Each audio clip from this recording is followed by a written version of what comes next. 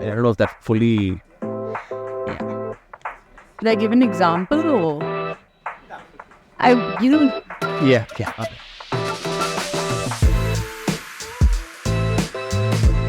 In my opinion, I feel this is a personal choice and it is not for others to dictate or judge who should do what. When we do that, we are making a distinction between sacred and secular, and that I feel comes against the call in our lives, which is to go out into the world, to be salt and to be light. with this whole question of the sacred and the secular, feels like we've really run ourselves into a corner where we've become so comfortable disconnecting with the world, with what is happening in the culture around us, in the nations around us. I think for me, for example, music. Music is music. It's a gift from God. It's something that God has created and deposited in people, different arts that He's deposited in people. And I think there is no real divide between the secular and the sacred in our lives. We carry Him into whatever dimension. So when I started my creative journey as an artist, I think I started using symbols like crosses and doves, and those are all beautiful things. I'm not saying that they're bad or anything like that, but it was something that I thought I had to do.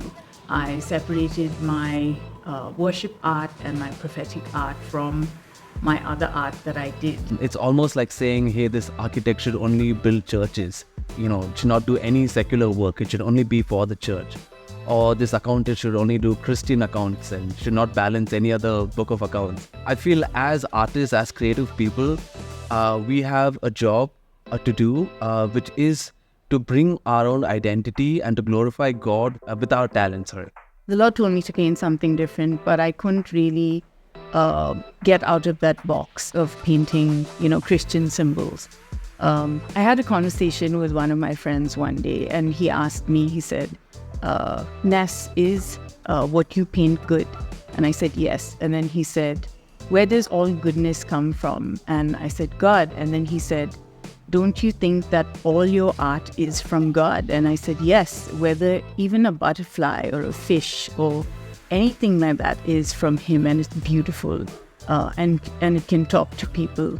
And so that was quite a journey to break out of that box. But I've seen so many people touched.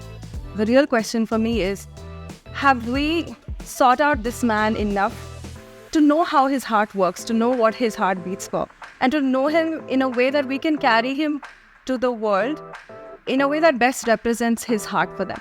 And I think if that can be the foundation for what we do and how we do it, we would be in a much better place. Maybe if it's in church, then as a musician, maybe you're offering that music back to Him in worship, encouraging people through music in the church. But that same gift is what He wants you to go out and share with the world as well. And you could offer that whether you perform, whether you take it out, whether you do music therapy. I don't think there's a difference. I think it's how do we carry God into different spaces of our lives, whether the sacred spaces of our lives or the secular spaces of our lives.